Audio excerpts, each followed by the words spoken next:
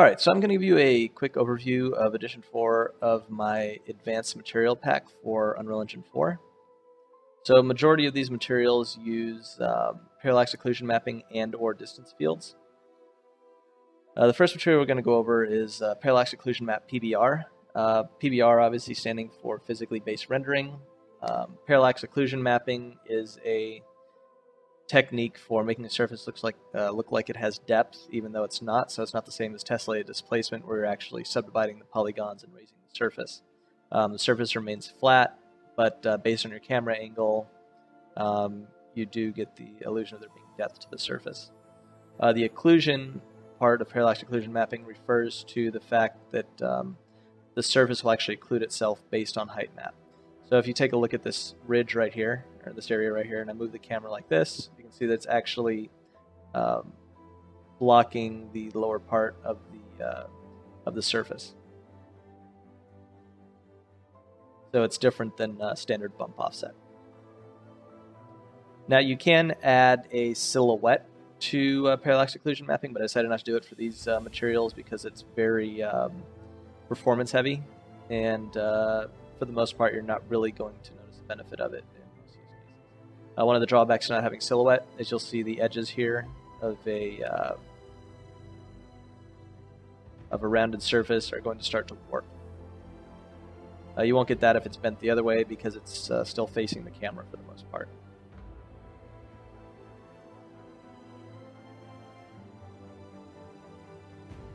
Now, something you'll hear me reference quite a lot in this video is texture sets. So texture sets refers to, or a texture set refers to the group of textures that makes up a material surface.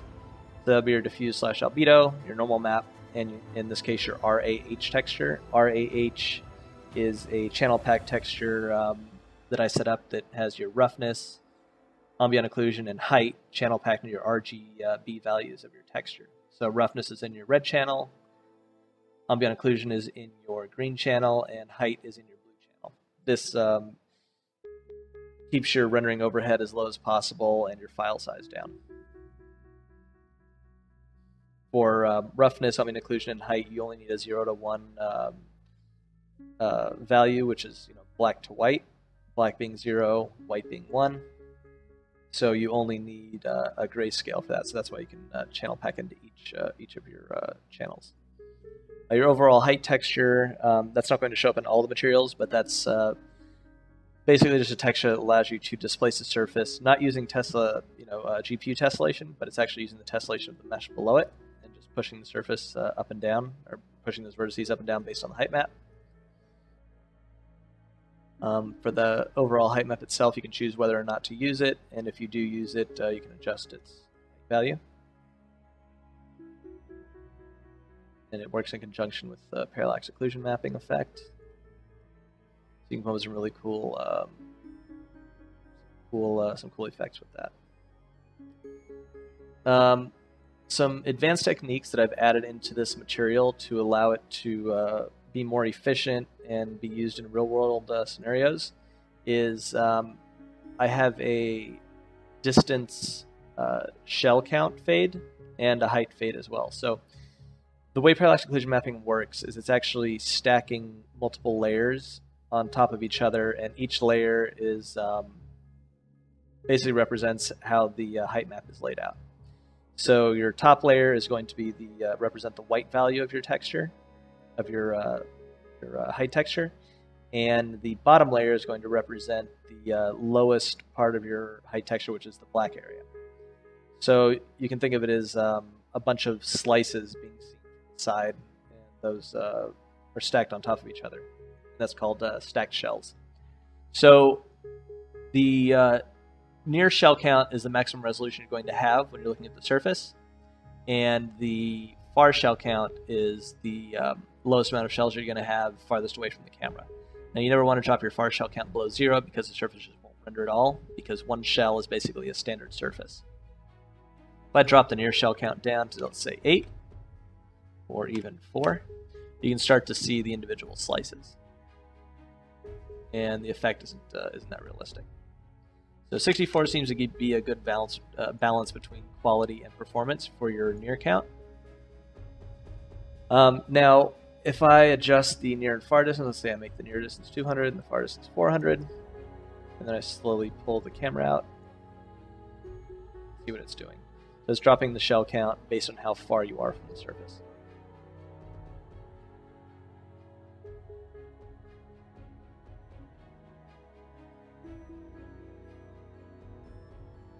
Your near and far height, it does the same thing, but it's actually for the surface height.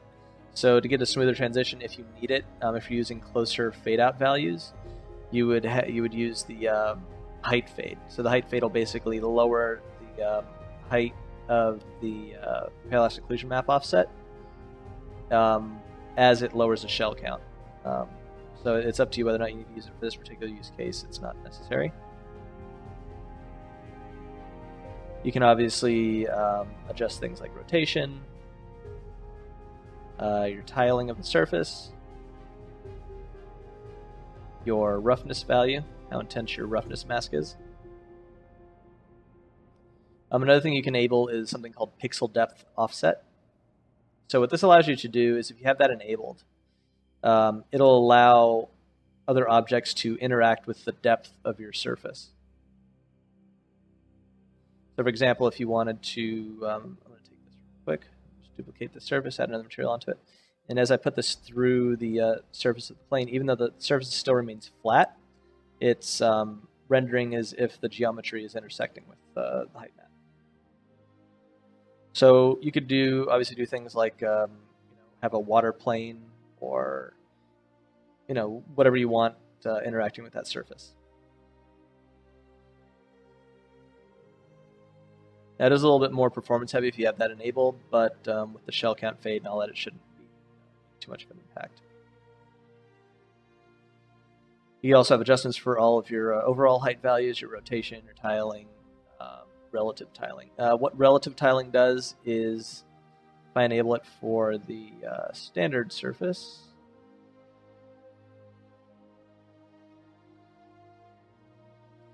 when I move the object around, the texture sets stay in the same place in world coordinates. They're not tied to the mesh itself. And if you have relative tiling enabled, it's only going to be on the horizontal axis unless you change it to vertical by checking this box. When you do switch to horizontal vertical, then you have a use X or Y, which will basically switch it to your X or Y value for vertical.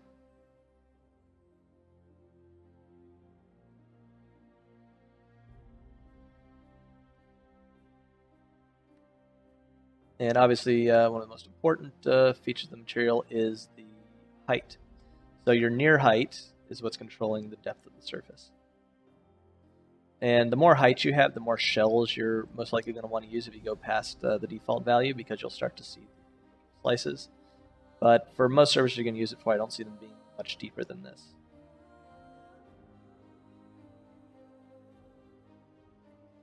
All right, the next material I'm going to show you is the exact same material, but this allows for a 3-channel blend.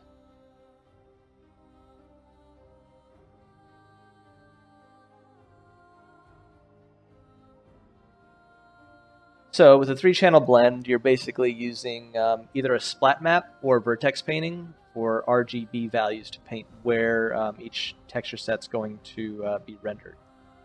So right now I'm using this splat map as a reference. So you'll see that the left bar is red, middle bar is green, right bar is blue, and those are rendering each of these texture sets respectively. All the parameters for this are the exact same as the previous one I showed you, except this one is separated into your RG and V values, and it has a splat map channel for texture. So if you disable using a splat map, for example, then you're actually painting with vertex paint to paint in each of the channels. This gives you more freedom depending on the use case. Back to splat map. Yeah, so as I said, all the values are the exact same as the previous one, except it's separated into your red, green, and channels. So you can control everything individually for those 3 channels. And your texture sets, you obviously have more textures because you have a texture set for each of the channels. And you still have your overall height map texture.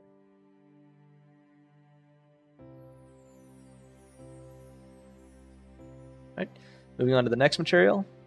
So this material is a parallax occlusion map vertical blend material. So once again, all of the attributes for this material are identical to the previous materials I've shown you with parallax occlusion mapping. This one adds in the ability to blend between two materials based on horizontal and vertical alignment of the surface. So if I look at this in lit mode, you can see exactly what's going on. As I rotate the sphere, you'll see that the mud always stays on the top and the stone texture set always stays on the bottom. Same thing with this curved surface. So what this is useful for is would be surfaces like a roof that you want to have snow only show on the top, or rocks where you only want dirt to show on the top parts of the rock. You don't want to have to manually paint them. It's all done in real time on the fly, and you can also do it at runtime. So the only difference between this and the previous parallax occlusion map materials is that rather than being separated between channels, you're just having a single texture set. This is separated between top and bottom, so you can control the top texture set and bottom texture set individually. And you also have a lower and upper blend distance parameter. So this allows you to do is feather or sharpen the distance of the blend between the top and bottom texture sets.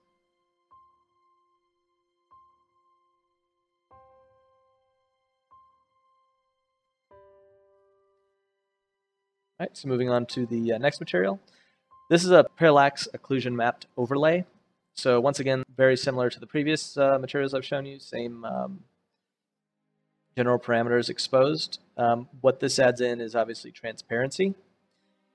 So this is not in the translucent material domain. It's actually in the masked material domain. So the masked material domain basically acts just as a standard lit material, but it gives you transparency. Now the issue with that is your transparency has a hard edge by default. So the way I'm achieving the soft edge is using temporal anti-aliasing to feather out the edges. So if I disable temporal AA, you can see what the edges look like normally with a masked texture. So if I enable it, you'll see that it feathers out. Temporal AA is a little bit heavier to render, but if it's used correctly, you won't have any issues. Now, the way to think of an overlay is it's basically a decal that's not a standard deferred decal material, and it doesn't render as cheaply as deferred decals do. But in order to get parallax occlusion mapping on a surface, I don't believe you can do it with deferred decals, so that's why I set it up this way. So how you'd utilize this is if you have, for example, this is like a pothole type surface. If you want to put this in the middle of the street, you'd have a flat plane laying over your street with this material on it that's 1 unit above your surface. Or if it was a bullet impact that you wanted to be on a pillar or a rounded surface, you would just have a mesh that mimics that the curvature of that surface and apply this material to it. And this has all the same features as the previous materials, as I said. So you have your pixel depth offset, so you can put some water inside here, like a puddle inside of a pothole. You have a roughness, your metallic values, all of that. It also has a shell fade out at distance, rotation, tiling, all that good stuff. Now, what this adds is you have some opacity values. So your opacity mask fade, basically how much of the masked or the transparent area actually shows through. You'll see here in the texture, it's black, so it's how much of that black is going to show up.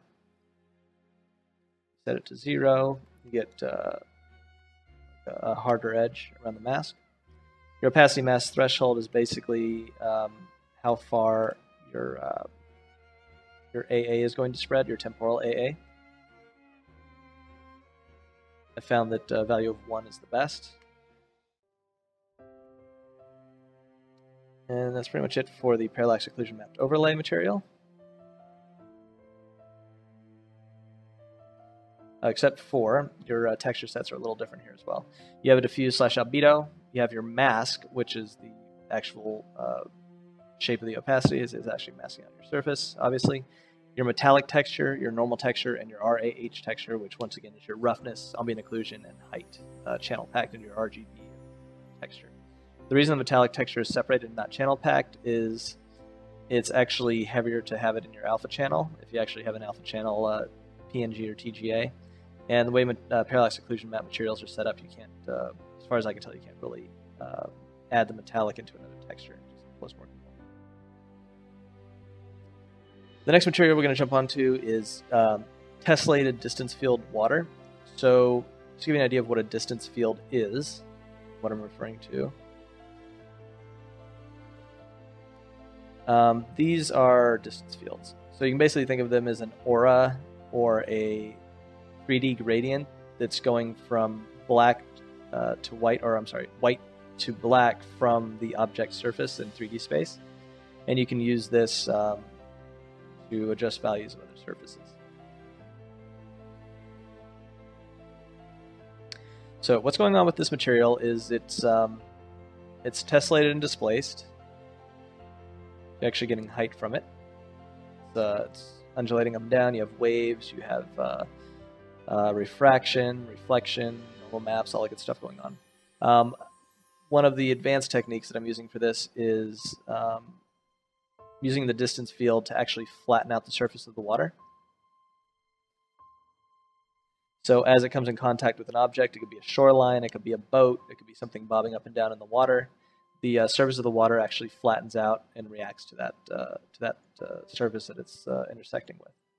Another thing it's doing when it hits the surface is you can see its transparency is fading out, and there are also some little wisps in the water, which could be froth, it could be color variation, whatever you want it to be. So I increase the intensity of the froth. You can see the effect a little better. It's only doing this when it comes close to a surface.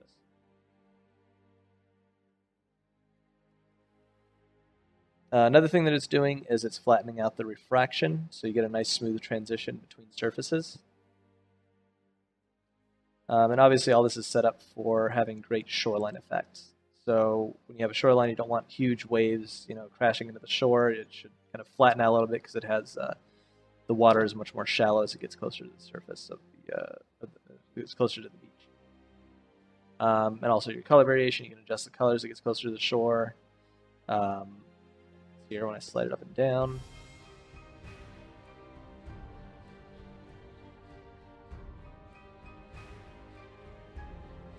It becomes more opaque the farther it is from the surface, and more transparent the closer it gets to the surface, and your refraction fades out seamlessly.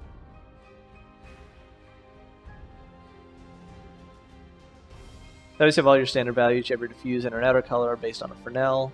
You have your Fresnel exponent for that blend, like how feathered that blend is. The intensity of your diffuse texture, so you can have it completely not render the diffuse at all, and you're just using normal and color values, or you can have a texture map applied there as well. You have your near and far tiling. So basically what this allows you to do is if you have a large body of water and you're looking at it, like the most distant part of it is going to really show the tiling of the texture applied to it. So you actually have a far tiling value and a near tiling value, so you can have a much larger texture in the distance than you do when it's close to you to retain the details when it's close, but you remove the tiling effect when it's far away.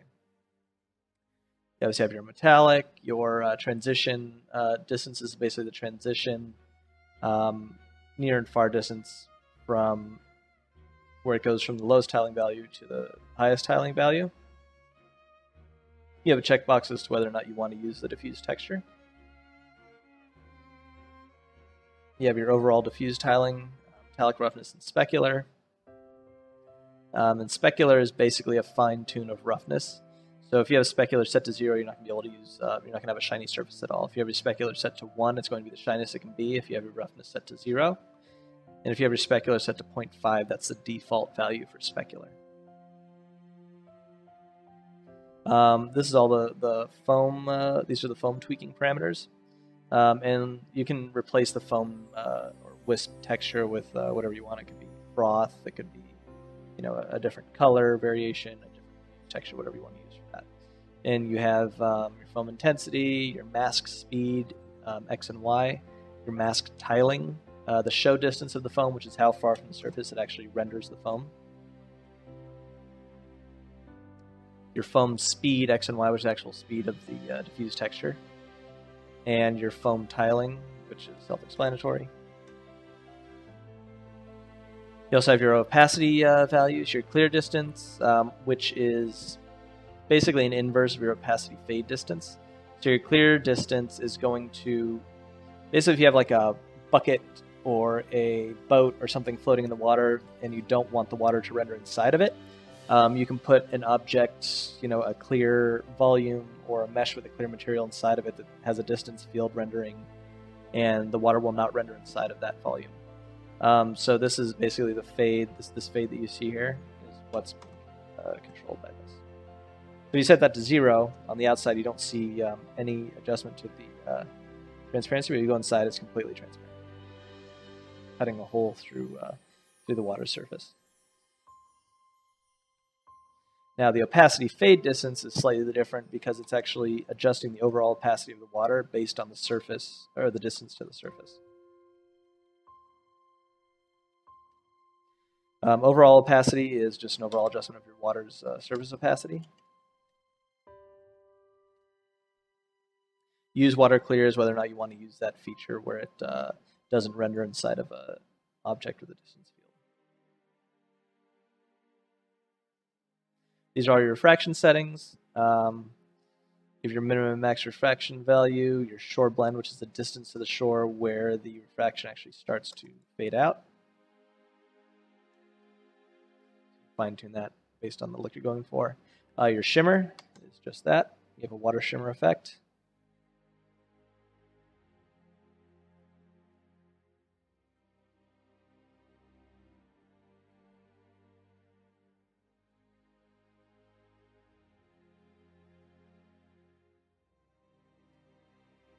And you also have a shimmer scale and shimmer spread, which both control how dense the shimmer effect is. And that's all running through the emissive channel.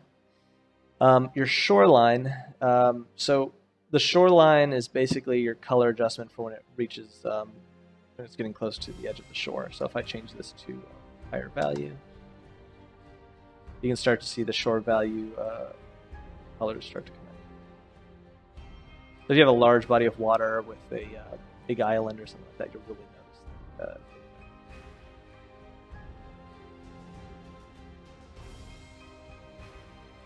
Back to its value.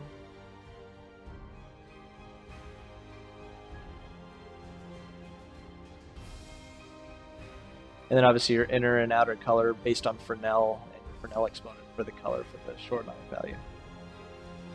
Subsurface scattering, same thing based on a Fresnel. This is subsurface color adjustment for the water. Just adds a little bit more fine tuning to your water surface.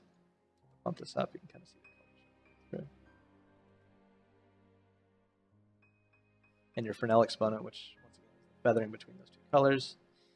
Then your textures, you have your diffuse/albedo, your foam texture, your normal, your shimmer mask texture, and your small wave height texture. So this is actually tied to a panner and a rotator that creates some of the surface waves. These are all your wave adjustment settings. So you have your large waves, you have your small waves, and then you have your normal based waves, which are just normal maps that move across the surface and also generate your refraction. And you have your speed, X and Y for each one, you have your scale for each one, your rotation, your height, minimum and maximum for the small and large waves. Large waves are actually generated through a Gerstner system. Small waves are generated using the height map I showed you earlier. Your surface, flatten, and end and start distance. So this allows you to flatten out the surface of the water at based on distance. What this is useful for is this mesh is about 512 polys. If you have that duplicated over and over, you're going to start generating a lot of polys on screen.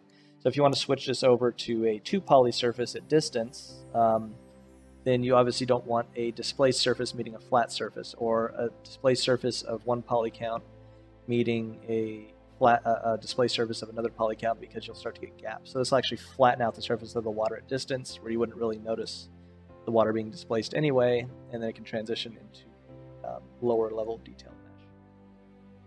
This is all just optimize your performance as much as possible.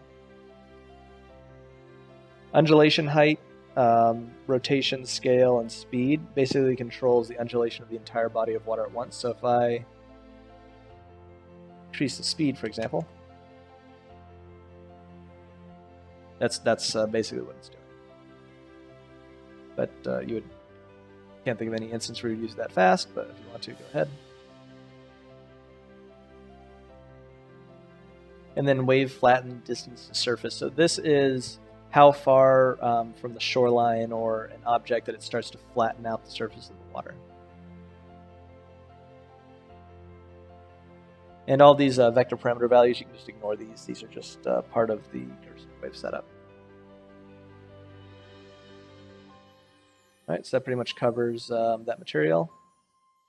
On to the next one, which is also distance field water, but this time it's flat. It's not using tessellation or displacement.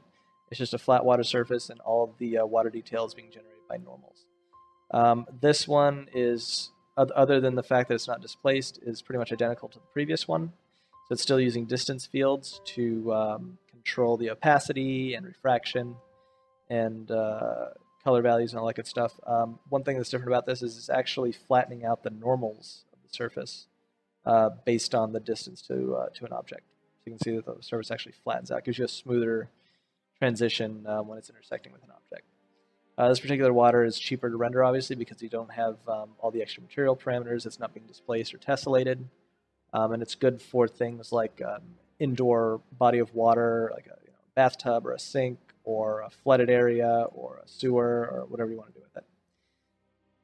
And you obviously have all of your color variation. You can go away with whatever you want. You have your diffuse and subsurface values, all your opacity values, pretty much everything that you had in the previous material other than the displacement values. And once again, with this one, you can ignore the vector parameter values. All right, so that pretty much covers that material. On to the next one, which is parallax occlusion mapped clear coat. So you have your standard parallax occlusion mapped material, just like this first one that I showed you over here. It's just a single texture set, but it's combined with a clear coat function. So the clear coat will actually generate a clear a surface over your standard material setup. So for example, you have a surface like carbon fiber that has a clear coat over it, but also the carbon fiber itself has some depth to it. You could use this. That'd be kind of an overkill use case, but you could do that rather than just using normal maps. Other things you could do is like Jello inside of a glass case, or whatever it's going to be. You could even do, since the clear coat does support a normal map, what you could do is if you wanted to have like a plastic wrapped surface, for example, you would just throw in a normal map, and then you have your clear coat surface, and then your parallax occlusion map surface below it, which could be a plastic wrapped surface. And in the material attributes, you can adjust the clear coat intensity.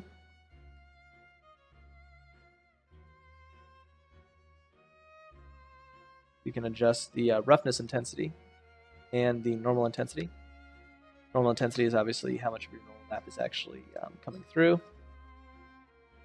Your clear coat normal scale. Your clear coat roughness. And your roughness scale. So there actually is a roughness mask being used for the clear coat surface, which is this one here.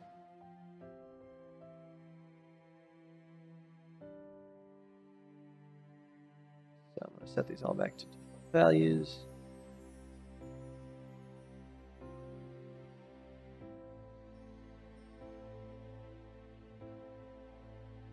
And I'm going to set it back to default. So yeah, that's your parallax occlusion mapped clear coat material. Come up with some fun ways to use that. The next one is a neon light material. So currently I have two meshes. One is the neon light tube or filament itself. The other outer mesh is the glass for the neon light. I'm actually working on an updated version of this, which I'll update the pack with once I get it working, that uses a clear coat rather than a secondary mesh. You can just have one mesh and achieve the same result as I am here with two meshes. So this has all of your standard attributes. You have your diffuse, inner and outer, which won't show up unless you have a really low emissive value, obviously. And then you have your emissive inner and outer tied to a Fresnel, so you can actually blend between the two however you like. You have your inner and outer color values. Make the light whatever color you want. You have inner and outer color power, so you can adjust the color power individually rather than having to figure out which of your RG and B values need to be bumped up to make your light brighter.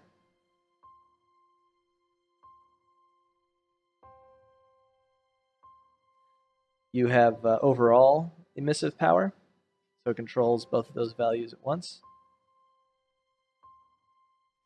You also have your opacity values.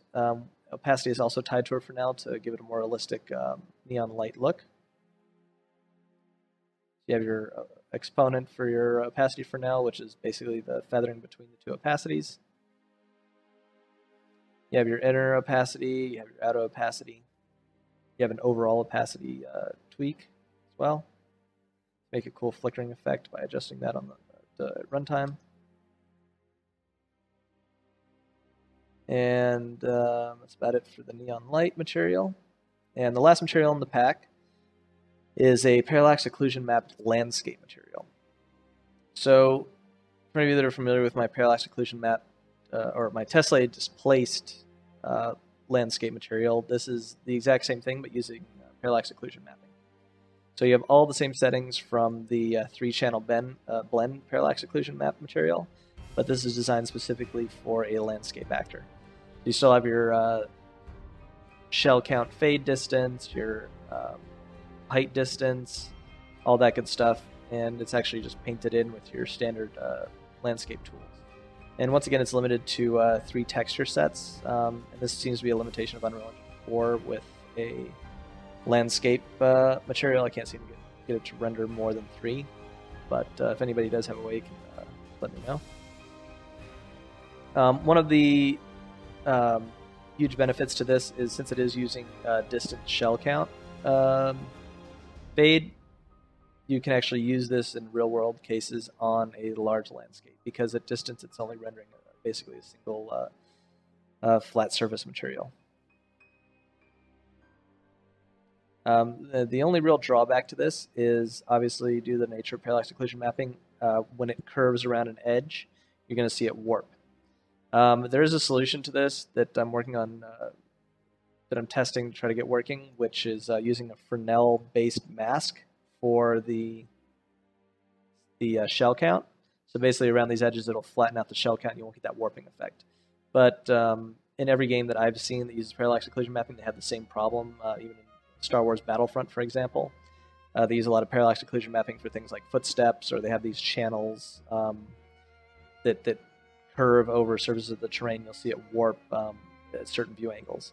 But I'm working on a technique that may fix that. If it does, and I get it working, then I will update this pack with it. So obviously, since this is a terrain, you have your texture sets down.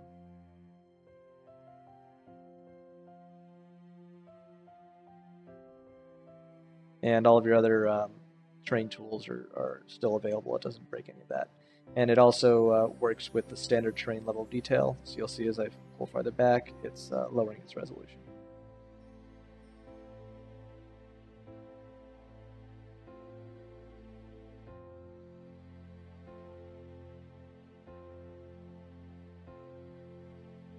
And that about covers Edition 4 of my Advanced Material Pack for Unreal Engine 4. It has already been accepted by Epic Games to be released on the marketplace, and it should be released in their next release cycle, so look forward within the next week or two. If you have any questions or comments, let me know in the comment section in either the video, the forum thread, or the Unreal Engine Marketplace itself, and you can also email